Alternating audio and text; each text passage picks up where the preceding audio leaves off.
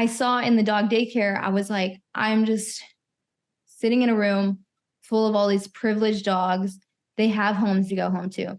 They get to go to daycare every day. They're loved. And I'm like, I want to help the ones that don't get this. Mm-hmm. The ones that are sitting in the shelter. I'm like full body goosebumps. Like, yeah.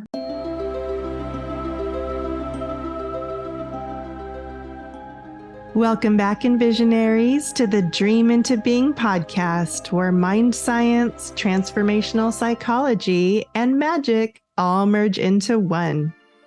If you're ready to dream again and transcend the inertia of what you've known, then I invite you to join me, your host and Envisioneer, Kat Divine, in expanding the boundaries of your own Fantasia by remembering that you are the master you've been waiting for.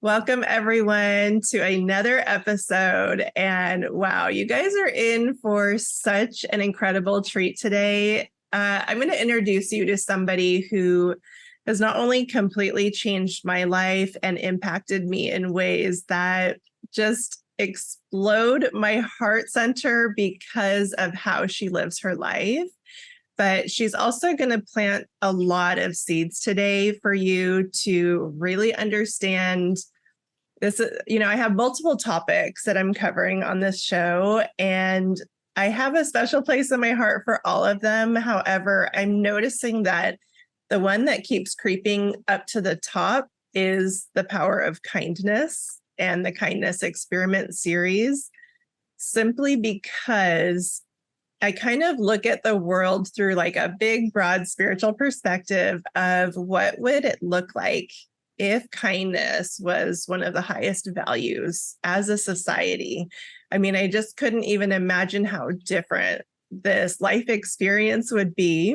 And I have to tell you guys, out of all the humans that I've ever come into contact on this earth, this woman lives and breathes this in ways that I've never seen before. And I'm watching her step into her dharma and really walk the path, the committed path of kindness, and how it impacts the lives of everyone around her, including all of our furry friends, which is what really touches my heart so much, and then expands into our environment and the world around us. So I can't wait to get into this episode. It's something I've really, really been looking forward to.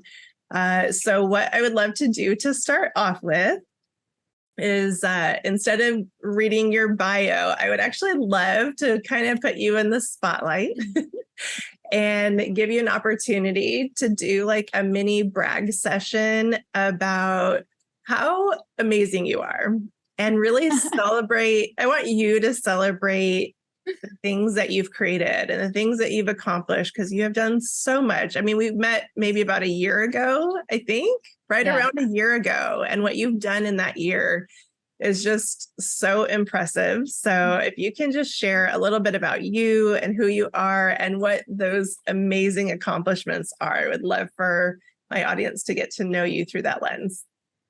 Yeah, of course. So I'm Elizabeth Lindburg, and my passion project this past few years, but it's really been leading up to this my whole life, is Rescue Movement Alliance. So it is a nonprofit. We just achieved our 501c3 status in March, so we can get donations in, and it's just, I still can't believe that I got it so quickly. Honestly, asking for help and hiring a lawyer. Right. It's don't try to do everything yourself. If you're not a lawyer, why try to be one? I can't recommend that enough. And we're focused on rescuing kittens and cats right now. And we've done about, over the last 3 years, I think our number right now is like 57 that we've helped get into new homes, or we're getting them into new homes. And hopefully going to be a lot larger. We're foster based. I don't want a shelter. So we're just figuring out how that's going to go about. And a big part of it is sharing and connecting with rescues and other conscious, sustainable businesses, because we're not only focused on animals, like you said, we're focused on animal welfare and human welfare, because every rescue has an animal or a human component to it. Yeah. And every step towards bettering our planet comes back to humans. So it's all interwoven. Mm-hmm. And that's what we're doing with Rescue Movement. And yeah, so through that, I hope to do interviews with these conscious companies and as well as animal rescues, and just kind of figure out what's going on with them, the good, the bad, the messy, the inspirational, and just kind of educate people. I don't want to be another shelter that's full of dogs and kennels. Like, dogs need to be in foster homes, whether it's, a temporary one that's until they get adopted, or it's just for a weekend. It's getting that dog out of the shelter, because that's really not good for the dog. That's not good for the people working the shelter. I think shelters are just going in a whole different direction in the future, and I'm really excited about it.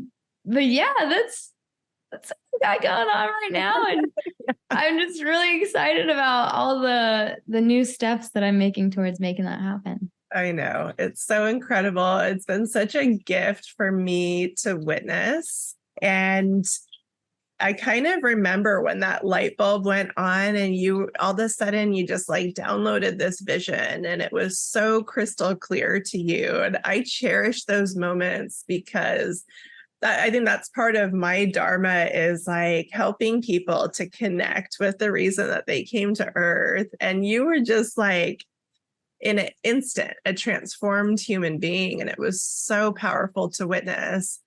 And what I love about what you just shared is sharing the messy and sharing the authentic and sharing the truth. And that's something about this show that is going to be really my North Star, is sharing the reality of all of our stories and normalizing these kinds of conversations where we're like, all right, guys, we're not perfect. Far from it.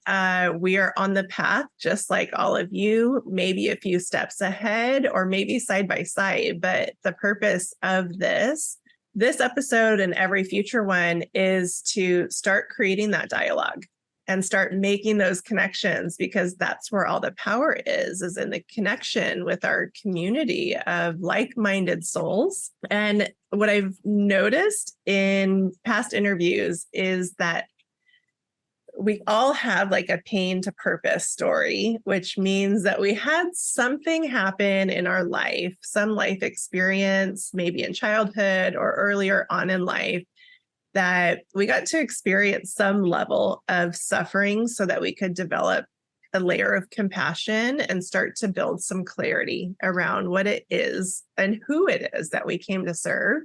So this is a part of your story I actually don't know. So I'm so curious of where did you start from as far as your mindset around your perspective on life, your worldview, to all of a sudden now being super crystal clear about your purpose. What was that transition like?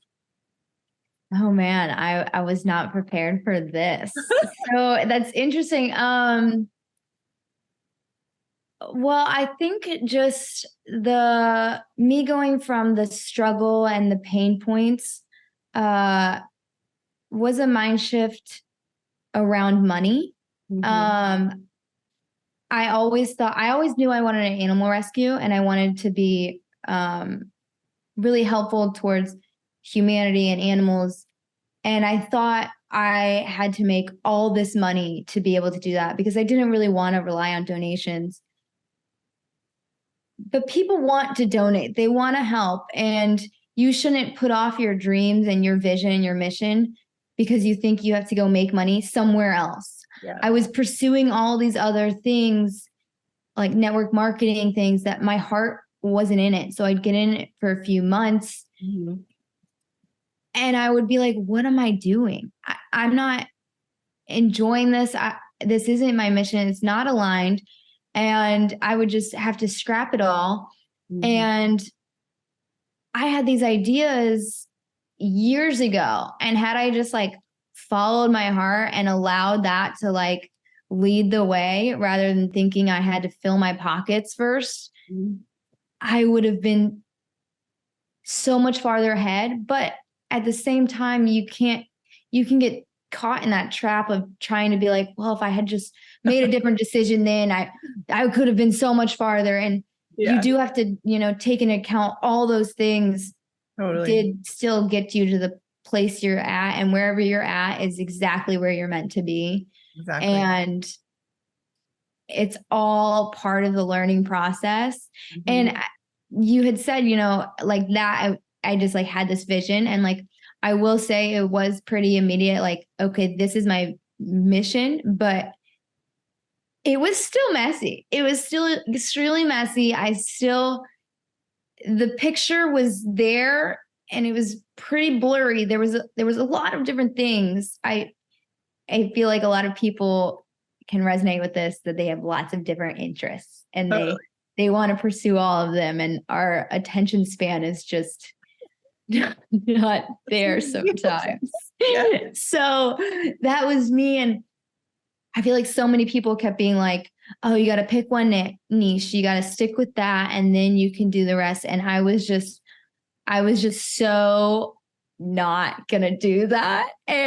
But it was so messy and I couldn't figure out how to piece it all together, but I knew I could. I knew there was a reason my heart was being pulled in these 3 different directions and I wasn't going to let that go. So once I figured out how those all go together, it was just like light bulb. I can fully put all of myself into this. I don't care where the money's coming from. I don't know how. I have no idea where the money's going to come from, but I know it's going to come because I am following my heart and my mission. And even if it doesn't, like, if you're doing a nonprofit, there's grants, there's funding out there, and truly people do want to help. Like, we do have big donations coming in. Even before we had the 501c3, we had them coming in. Wow. And they're from places that you sometimes would never even expect. Like, there was one adopter, she was kind of fighting me on the adoption fee. And she's like, PetSmart's cheaper. I'm like, we're just 2 sisters. We're doing this out of the kindness of our heart. We are already in thousands of debt. Like, oh, sorry. And she was like, oh, I get it. And now she's our biggest donor. She's donated a couple $1,000s every month. And I mean, like, gosh. So you can't, like, you just got to keep an open mind of where this money's going to come from and try to, listen to other people's advice. But if your heart is really telling you one direction, then listen to that and follow, because now that I feel like I have all those pieces together, I'm not like leaving my heart somewhere behind that I kind of gave up on that dream. But it's all a process. I know. And thank you so much for being that real and honest with people, because like you said, all of us start there, myself included. I mean, it was kind of like a running joke in my family and it's a painful experience for a visionary to be so connected to all these visions and ideas of grandeur and actually not know what to do with it. I mean, it's a rough experience to be like, why? Like, why do I have all of these beautiful inner knowings, yet I don't even know the next step to make them a practical reality? So I think it is just part of an initiation that we have to go through. And what I'm finding in my own journey is finding that thread of connection, because I was the same way. I'm like, but I want to do this and this and this and this.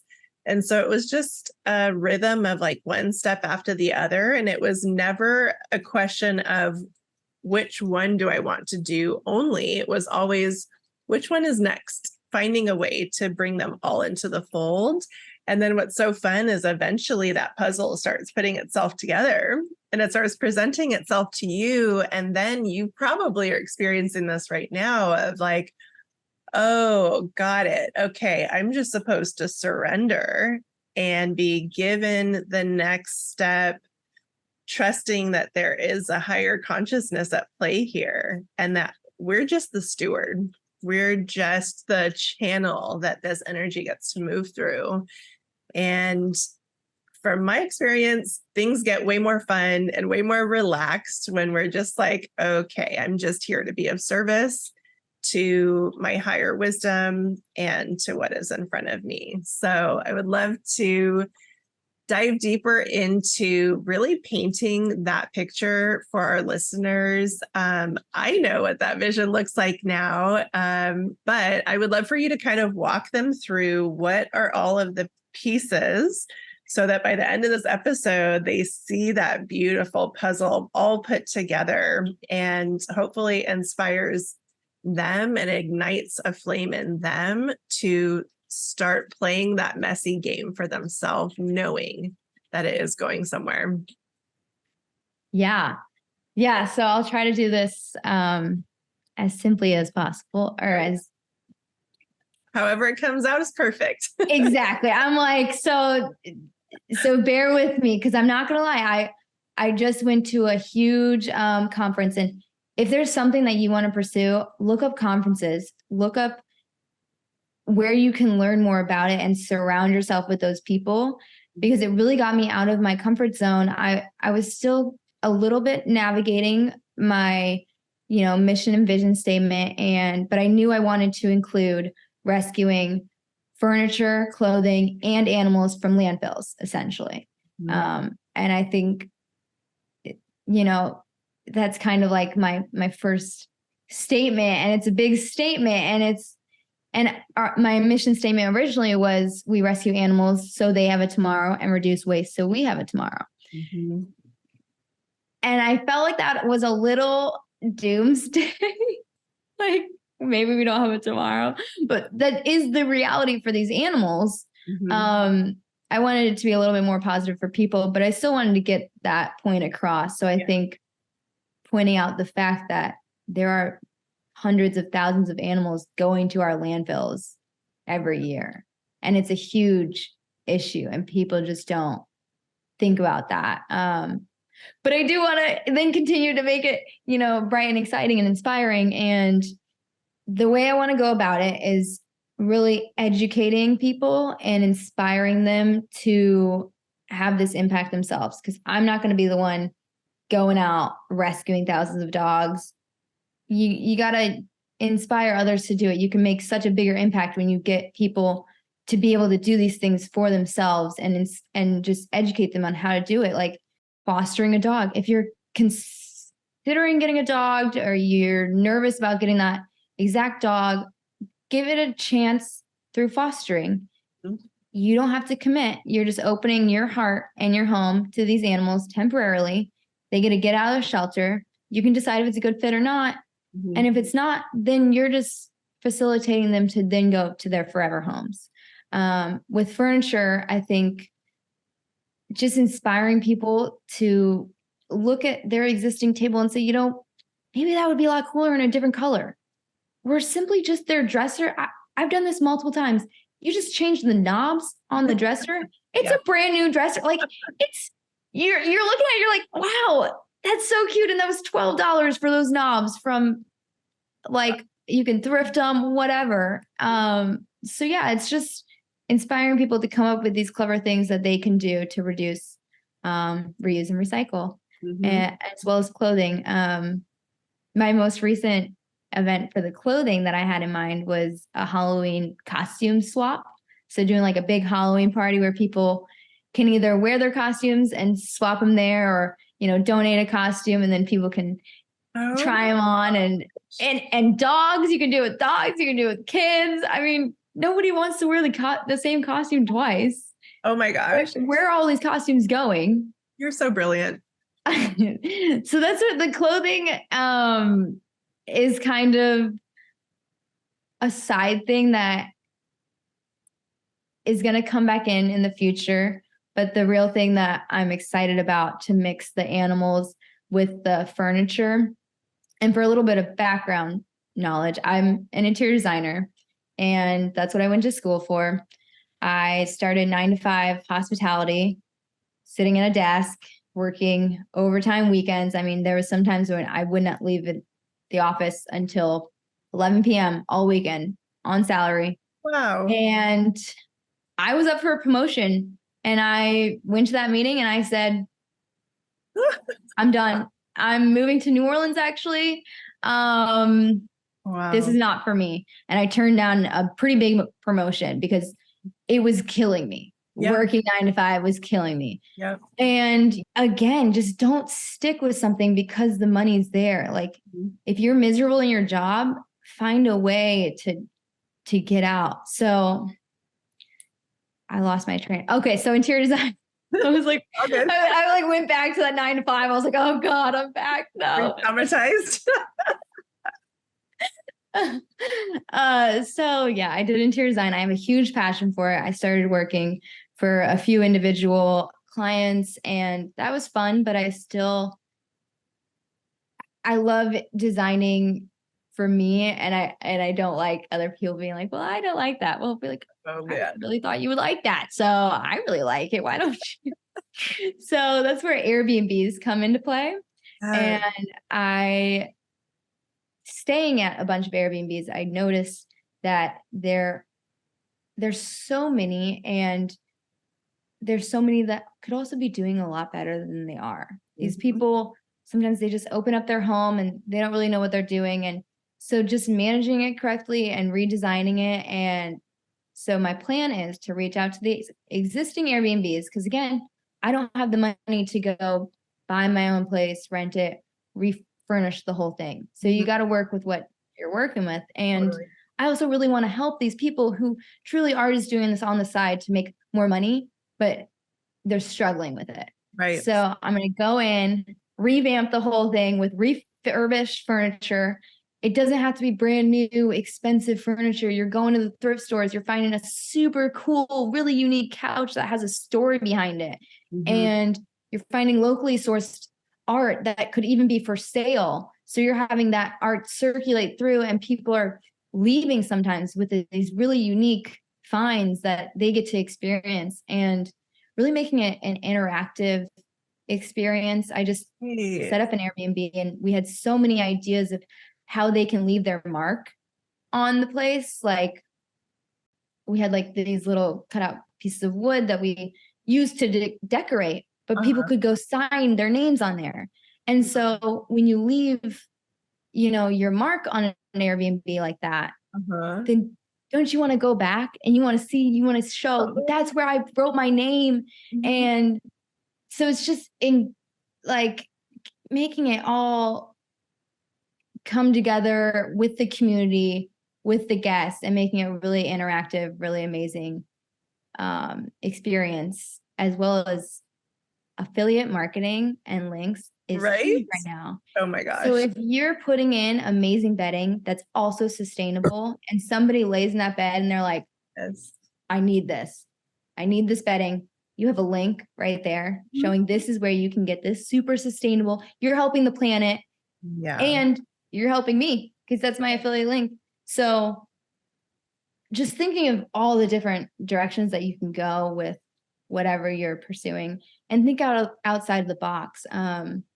So how this all ties together with the animals is we would partner with local rescues to do fostering short-term for however long those people are staying there, to take a dog out of the shelter, whether it's a dog they're interested in adopting, hopefully it is. But if it's not even, then they're still providing that dog a weekend out of their shelter, and they get a weekend with a fun dog on their vacation, even if they're gone 8 hours a day and that dog's in a kennel in a quiet Airbnb, out all the barking, and that dog just gets to rest. I mean, like, that is so life-changing for that dog. And even if they're not interested in adopting it, if they take a few photos of it in that really cool designed Airbnb where that dog's relaxed, he's happy, I mean, that is the potential to get him adopted again. Agreed. And by partnering Rescue Movement with these Airbnbs, we hope to get them more bookings. And there's a few other things that I have to offer them to really increase the booking and increase the charges they. Right. Oh my gosh. This is so much fun. So this is stuff that I'm hearing for the first time today. I have no doubt that obviously your soul came to earth with this very mission in mind. And of course, it was going to sign up for developing compassion around resources, right? So that's the one common denominator that I keep hearing in your purpose, is that this is about connection and redistribution and re-honoring of resources. I really want people to know, you guys, we're about to see a major renaissance in our economy in ways that we've never seen before, where there are conscious entrepreneurs on the rise, including Elizabeth, that are going to be changing the model of what we've known. Yeah, I find it really interesting. This it's called Karma Wallet, and we're not officially partnered or collaborated or anything, but even if we're not, I still think it's such an amazing company, and they have a great mission.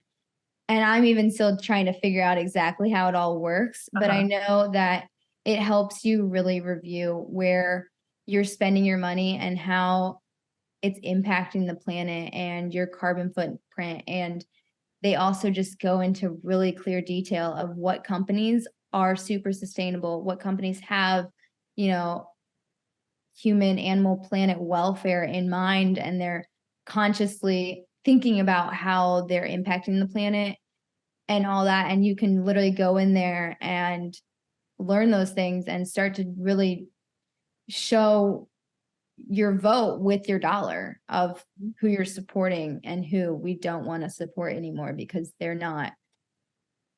just not meeting the mark. And I think this also goes all the way back to the kindness experience, which we're mainly here to talk about. And it's just like, don't be greedy, and just following your heart and being kindness and having the best intentions with everything you do is going to get you so much farther in life than having this lack mindset and this fear mindset.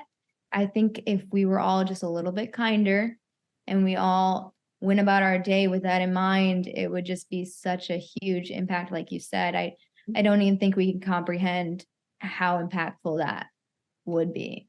I agree. And I think what's so interesting as I'm listening to you, I'm like, oh, wow, this goes way deeper than what we're even talking about. I think what your Dharma is, possibly, if you resonate with it, is actually to reprogram the psyche, because in a lot of ways, if you step back and you look at, especially, where we live in the United States, everything is consumer oriented and it's very greed oriented. It's very fear based, and it's, the bottom line is the profits, and that's all that matters. And so we develop this relationship with the world that is very scary, and it's very disconnected.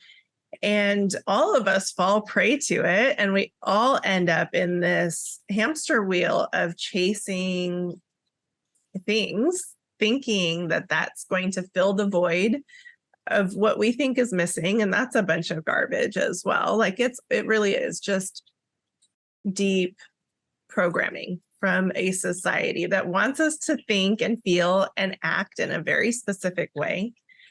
And I think part of what I'm witnessing you doing is it's like a big disruptor. It's a big pattern interrupt. And I really like your approach as well, because it's not doom and gloom.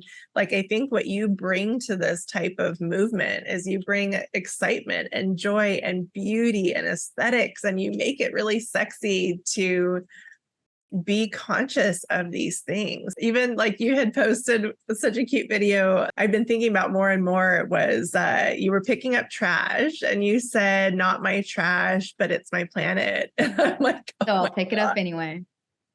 Yes. And that has stuck with me, because there was no part of you that was shaming or guilting anybody, but you showed up as this empowered human being that actually cared. that kind of even realizing that you had any agency to participate in a different narrative. So that's kind of what I'm hearing and witnessing, is that you are writing a new narrative that includes thinking so outside of the box, which kind of makes so much sense, of like all these different puzzle pieces that maybe seemed a little disconnected. All of a sudden, you have found a way to bridge and bring harmony to all of it. So just bravo for sticking with it and choosing to honor yourself and your intuition and your internal guidance and doing it your way. So I do want to kind of shuffle over to the bigger vision and maybe where that's all going. But you also said something that I want to honor, because I do think a lot of people will resonate, is I think anybody who came to Earth with a very specific karmic responsibility that's as big as the one that you've got, there is such a deep, painful intolerance to doing things that we don't want to do and giving things to people we don't want to give them to. And that often comes in the form of work and a misaligned job. And so if you don't mind sharing a little bit more about what your process was of finding yourself there, and not just being there, but having the courage to let it go and trust and kind of go through that trust walk. If you can just share with people what that journey looked like, because I know from what I can see, that's the biggest pain point that people are suffering through right now. And because of our old consumer programming, it's really hard for them to let it go. So if you don't mind sharing that part of your journey, I think it's so inspiring. Yeah, absolutely. There's so many things to all of that, and I feel like I can interweave them all pretty well. So along with like the consumerism, and I feel like everybody's just trying to put on this mask of, I have money, I have it together, I have this perfect dog, this perfect life, these perfect clothes, these perfect interior design, and everything's trendy and new and up to date. And so growing up, first of all, I always wanted a border collie. I fostered one in college, and immediately I was like, this is not the right dog for me. Yeah. I was solely basing it off of looks. Yeah. And from that, I started fostering a Chihuahua named Boo Boo. And I never thought I would own a Chihuahua. I always wanted a big dog until her. And I tried to change her name so bad. But it's Boo Boo. I still have Boo Boo. She's 8 now. And now I have 2 other Chihuahuas. So that is one thing that got me into animal rescue, that I feel like other people, you think you want this thing and then you get it and you're like, yeah, no, I don't want it. And I think that contributes a lot to the problem we have with too many dogs. So I really want to educate people and keep an open mind of, what's going to fit your lifestyle. And are you just trying to get this perfect bred dog that you thought looked cute, or what's realistic for you? And just to really consider rescuing, because you don't want to have to commit. But so then from there, growing up, it's funny, I loved going to open houses. So I always thought I wanted to be a realtor. And I told my dad that, and he was like, it's a lot of business. I don't think you're gonna enjoy that. I was like, okay, well, what about being an architect? And he's like, that's a lot of math. I don't think you're going to want that. And I was like, you're probably right. So I landed with interior design, and I did love it. I do think now, honestly, I think I would have killed it as a realtor. And I think maybe later on I might do that, because I do love that aspect. So that goes back to listen to your heart. And don't let anyone else, even your father who thinks he knows you best, tell you what career path you should go down. Right. But I did love interior design. I loved where it took me. So then I ended up in Dallas. where there is a saying, keep Dallas pretentious. And I think Dallas is a really good example of people, you know, putting on these fans. They're spending all their money trying to keep up with the Joneses or whatever the saying is. And nobody actually has money. And they're all miserable. Like, they do, but like, it's just, you're trying to pretend to be someone you're not. And that's soul crushing. Yeah. Like, so again, I found myself in Dallas, not fitting in, and in a job where I was slaving away. And I was like, there has to be a better way. This is miserable. It's not worth the money. It's not worth the time. And so I started thinking, well, what else? What do I want to do in the future? And I was like, well, maybe I'd open a boutique I love fashion. I think that would be really cool. Or like something with dogs, like a dog daycare or something. So, and I just found myself going to New Orleans every other weekend to visit my friend. And I was like, I should just move to New Orleans. And my dad was like, you're not moving to New Orleans. You're not doing that. What are you talking about? And I was like, and honestly, I hadn't talked to him. So I turned down the promotion. I moved to New Orleans. My friend had been looking for apartments like crazy for me. I didn't have an apartment. I had 2 dogs, a cat, and the moving truck, and nowhere to go except crash with my friend who also had multiple dogs and cats.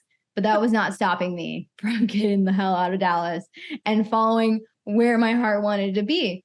So I looked at a few places, and this is just surrendering to the planet. I looked at a few places. I do not deal with hauntings well. I was like, if my place is haunted, no. So I looked at an apartment that was across from a cemetery. They're all over New Orleans. Right. And I was like, I no. But I drove past this beautiful cemetery in New Orleans, and it's really famous down there. And I was like, I could live across from that one. Wow. Fast forward, the next day, this listing just came up. I look at it.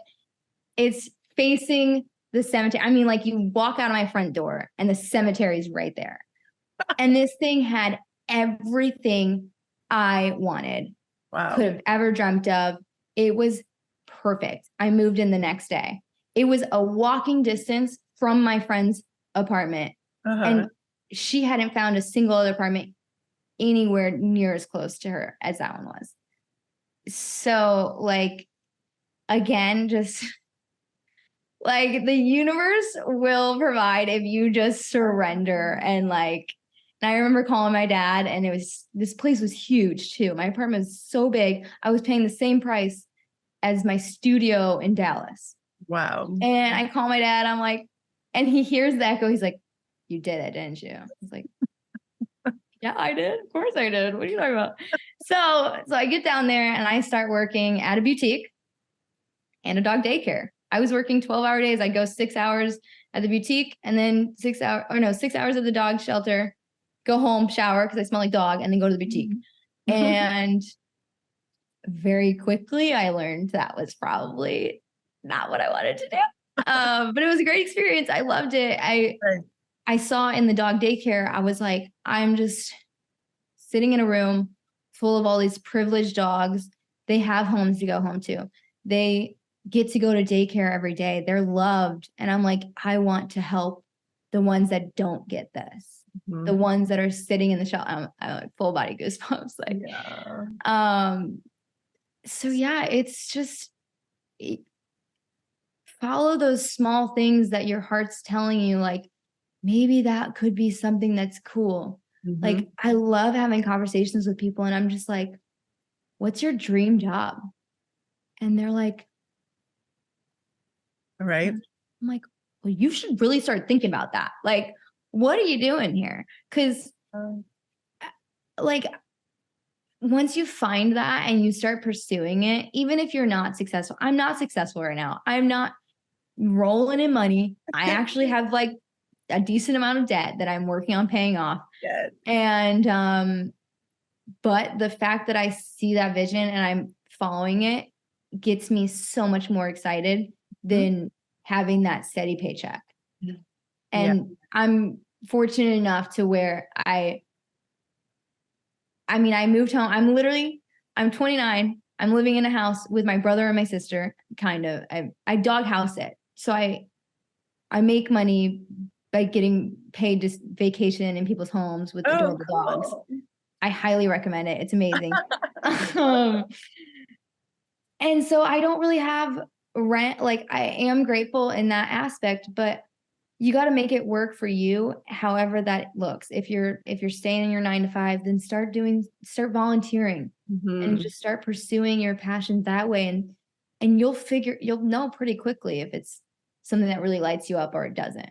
Yes.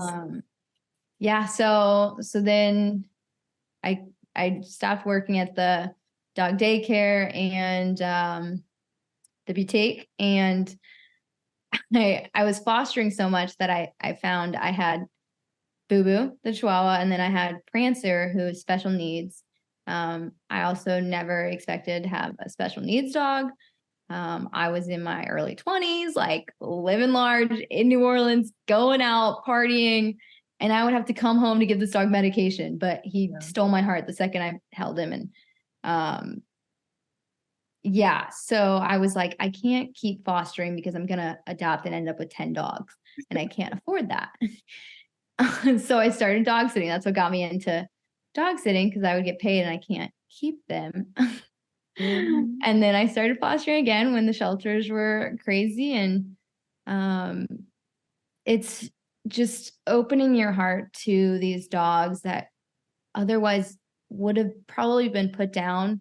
And you get to see them like blossom. And I think thinking back to what you really enjoyed as a kid, I feel like you see that so much now. Like, what did you love doing when you were in between 3 and 8? And what do you just get lost in? And it doesn't have to make sense. You don't have to know how you're going to make the money in that specific category. I mean, people are making so much money doing the most random stuff. Like, I'm confident you can make money however you want to make money, and you can make it work if your heart's fully in it. I agree. And it's so fun to listen to you consistently. It sounds like there's been these opportunities of roadblocks that the average person probably would have been like, oh, okay, that's the end of the road for me. And you're like, nope, there's a way around it, above it, over it, through it, whatever. And I think that mindset is by far what is going to take you all the way through the end of this vision and more. But I think it's such a great thing to touch on because, again, going back to resources, maybe even part of this bigger vision is for us to start to even reorienting what we value and maybe finding other ways of getting our needs met that are so not traditional. I was even thinking about this earlier today. Like, I've got my whole back room filled with clothes that my sisters, my mom are going to come over tonight and go through and pick. And,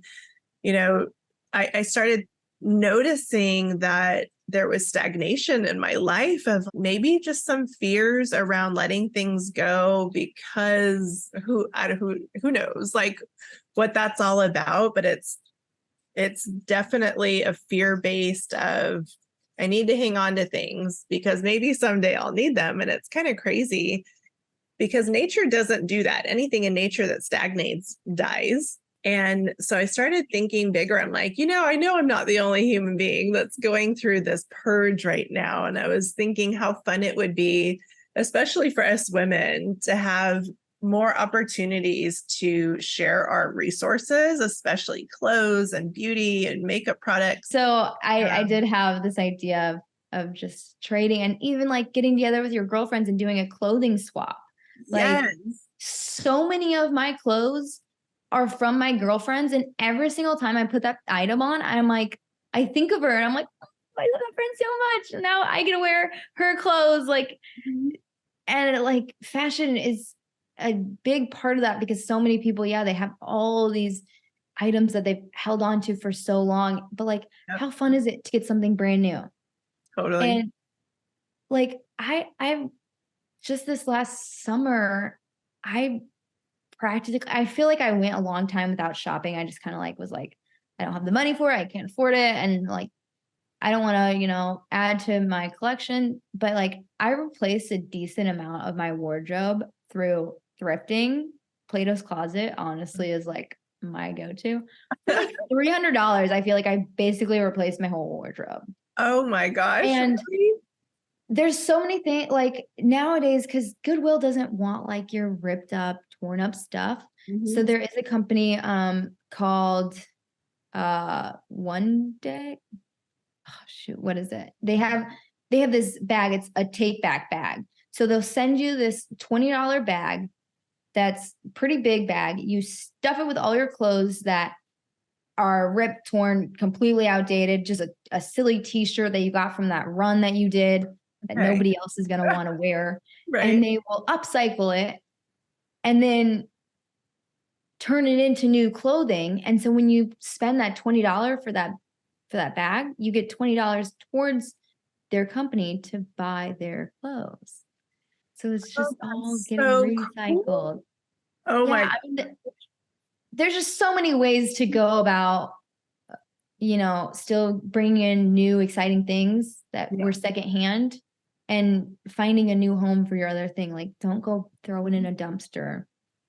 Yep. So Yeah. Oh, this it's is just so much. community based. Get everybody involved. Yeah. And I think I mean, I imagine there's so many brands and businesses that are already doing things like that. I mean, you just even look at our economy in the last 10 years of the fact that people are ride sharing and that we're delivering food to each other and like we as a community are servicing each other. And how amazing. I think we need a little bit of organization and structure around how those things could thrive. But yes, I would love to contribute or be a part of something that is specifically like, okay, I was thinking about this earlier today around anybody who has a podcast or is producing content, right? Like, you're constantly thinking, oh, did I wear this in the last episode? Like, right, you're thinking about your wardrobe as part of the content. And I was starting to feel a little bit of pressure. So I'm moving into a time period in my life, back to what you were sharing about just being willing to simplify your life so that you can free up your time and energy to pursue the things that you actually want to do instead of draining your life force just to be a consumer. And I've definitely been guilty of that the last couple of years, and just I'm not interested anymore. I want simplicity. And so there has been a little bit of pressure around like, but I want things too. Like I still want to enjoy things. And so oddly enough, that led me to realizing it was time to let go of things and like kind of create that vacuum of, all right, if I want to have some flow in my life around new belongings, then I need to be giving new things to other people first. And so I'm looking forward to connecting with more communities around. I mean, even going through the purging cycle is such an emotional thing, right? Yeah. I think I get stuck, and I imagine other people do as well. However, if there was some community around the process and not just of the letting go, but of the giving and exchanging and receiving, I think we could actually create a brand new marketplace in a very, very different context than what we've seen. So yeah, keep me posted on whatever you create and who you meet along the way. Yeah. Yeah. I think when you're exchanging something, especially like with a person where like I had this friend in New Orleans and she was from South America and she had these really cool earrings and I had this purse that was kind of new and I loved that purse. But she did too and she was like, "I'll trade you all this for it." And I still think of that purse and I miss it, but I also like but she gets to love that purse and like give it this whole new experience like in a whole different continent. Like how exciting. I Yeah. guess a different country, not con. But it's really getting to know where your things are going makes it easier to give them away. Yeah. And it just makes it so much more fun and exciting than just like fast fashion buying something, you know, where you don't know where it came from. You don't know who made it. Right. If it was, you know, we're not going to get into that, but I know, you know, I know. It is like, I think that it is, all of that is part of the conversation for sure. And at some point, like, I think there are enough conscious people that are willing to have those harder conversations and look behind the curtain and see the reality, because, you know, ignorance is bliss, yes, but we're participating blindly in things simply because we don't know any better. You know, so I want to encourage you. Like, I agree. It's one of those things where you're like, oh, I don't want to bring so much heaviness to people's lives, but there is an educational aspect that is very appropriate as we're making these shifts, because I really believe the average human being is filled with love and is filled with kindness, and they do want to do the right thing. And oftentimes it is just a lack of knowing what to do. Yeah.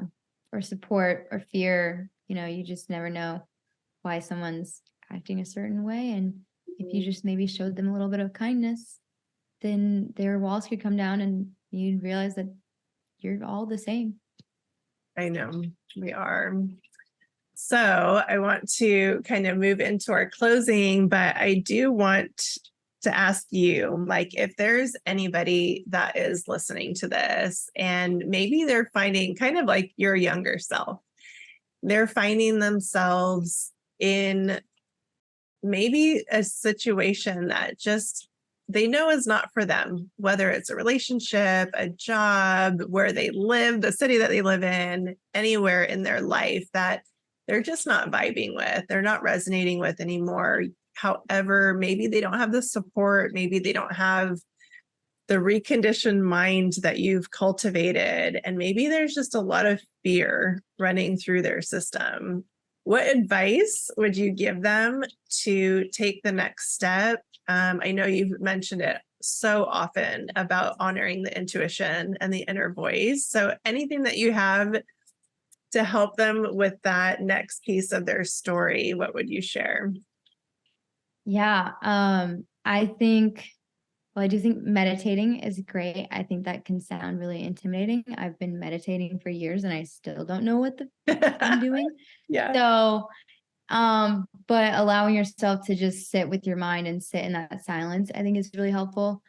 But simply write down like all the things that bring you joy, that make you so happy, and find a way to start incorporating them into your daily life, however that's possible.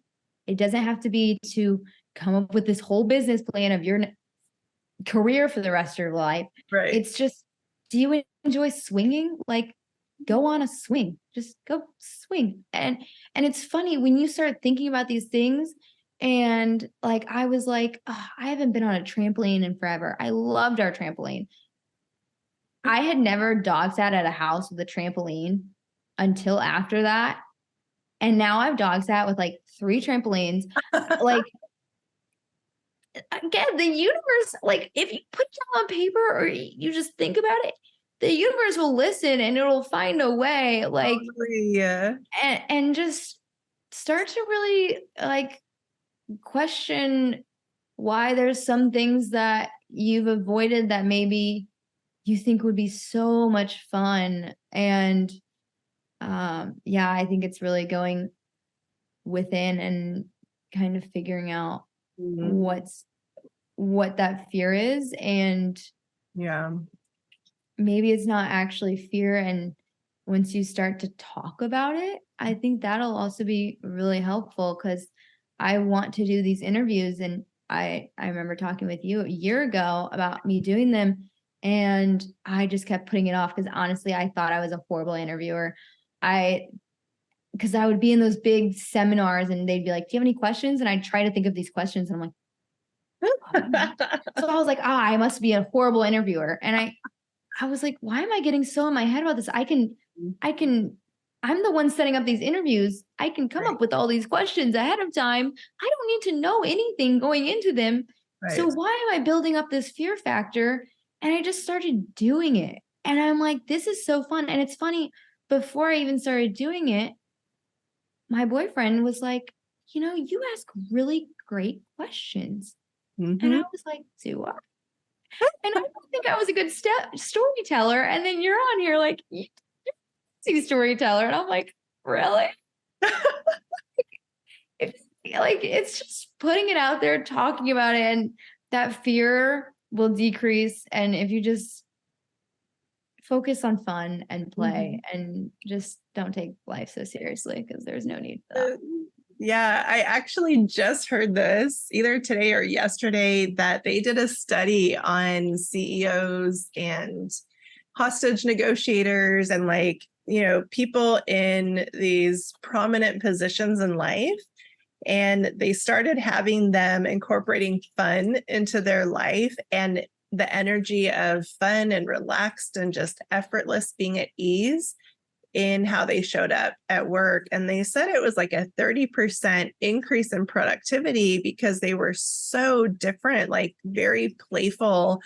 And I'm thinking, oh my gosh, if there's any one thing I would choose to add into my life, it's play and fun. It's been so ignored. And I'm just thinking, whoa, what kind of person would I be if there was more of that in my life? And in fact, I actually feel that way about the podcast. Like, I love the days that I'm going to have a guest on. It's brought me so much more joy than I was expecting. I was really surprised. I was like, oh, it's just such a fit. And I think that now that you're doing it, you're going to start feeling that same rhythm. It's like, wait a second. Whoa, we can build our business empires through connecting with people and just having conversations. And then on the back end, getting to produce content that is creative, that we feel inspired by, and that thank God we got born at the exact right time in history where this kind of technology is even available. So I'm really excited for you to see where this is all going. This is definitely the most grounded vision that I've seen that's coming through you right now. And I see that you're in a space of just like readiness. And yeah, like you said, when you're so clear, the universe will build, it will reconstruct the reality around you to support that vision, because it's not just about us, right? Like it's about who and what we serve. And I'm watching that happen in my own life, where other older energies are just crumbling and vanishing effortlessly. And then new realities are building themselves. And I'm thinking, oh my gosh, I know these things in my head mentally, but to be re-experiencing the effortless nature is such a reminder that, oh, okay, this is not about me getting what I want. This is about me creating opportunities for other people to get what they want. And it feels better coming from that place anyways. So it's a great segue. It's something that I actually wanted to sneak in at the end just because it's around the corner. So thanks for bringing up this topic. Part of my mission right now. And it's so fun because our mission can change, and at the drop of a hat. I did not know I was going to be doing podcasting at all earlier this year. And now that I'm doing it, I love it so much. And a couple of pieces that I'm feeling called to is, one, to create a safe space and a platform to bring people on like you to share their story, and do so in a way that is so disarming, right? Like, here you are sharing your vulnerable truth about the reality that you're living, and hopefully allowing people to connect because they're going to find themselves in your story, and maybe they'll have a little bit more wisdom and inspiration and courage just getting a chance to witness you and connect with you and see themselves in your story and see how brave they can be. So that's one piece. So if anybody out there is listening and you have a transformation story around any of the experiment topics that we cover in the show, please reach out to me via email. It's in the description box below. I would love to have you on. And then the other piece is I just felt so called. I don't know, it was almost a knowing that there were so many of us on the sidelines, like so many of us that have been doing the work and we've been stepping into our purpose, and maybe we hadn't quite taken that leap yet. And I was thinking, maybe all we need is some support. Maybe all we need is like an opportunity to dive into a space together that feels safe. So I have created a beta container that you'll be a part of. I'm so excited. And essentially, it's going to be a 12-week container where as many people that want to show up, that want to go through the process of kind of going from concept to launch for their own podcast. That's what we're going to be focusing on. And just a quick disclaimer, I've done it professionally for another big YouTuber for the last couple of years. So it's been really fun to witness on the back end what the treasures are that await somebody that gets into this space and does it successfully. It's pretty exciting. And then also, to be transparent, this is me doing this for myself, very brand new. I'm just a couple of months in. So I have like really interesting perspectives of what does it look like when there is a big audience versus what does it look like when you're brand new and you're just a baby, just starting. So yeah, if anything, hopefully that just disarms people from any fear that they might feel. And we're not only going to be talking about the technical stuff and all of the puzzle pieces, but we're going to talk about the psychology, and we're going to talk about the emotional stuff that comes up with being seen. Because as you know, being a creator, there's a lot of stuff in the space that can be scary for sure. And what a shame that that could be stopping so many people from stepping into that arena and sharing their story, because our stories are what is going to change the narrative. So I wanted to invite everybody who's listening to that. It's going to be launching on September the 9th, which is just around the corner. And then I will be publishing like an invitation video on September the 1st to let everybody know what the details are. So I just wanted to invite everybody to that. But before we go ahead and close, I just wanted to say thank you so much, Elizabeth. You have been a consistent inspiration to me. Like, I love your mission and your vision so deeply. I know that I'll be a supporter and a cheerleader of yours until the end of time, because I so resonate and I so connect deeply with everything that you're doing. Like, everything sounds so magical, and I just can't wait to see where this all takes you. But if you have any parting words of inspiration or wisdom for our listeners today. Oh, well, first of all, I just want to thank you. Honestly, I don't think I would be here without you. You were an amazing inspiration, coach, educator, support. I mean, I just value you being in my life so much. So thank you. And thank you for allowing me to come here and open my heart and, share some really vulnerable stuff and some really exciting stuff. And yeah, just any parting words. I want to be very clear that there have been many times where I'm just tired and I just sleep, and I'm not this all the time. Like, it's hard and life's hard, but it doesn't have to be that way. You don't have to focus on that, but just be gentle with yourself and allow yourself to move through the process.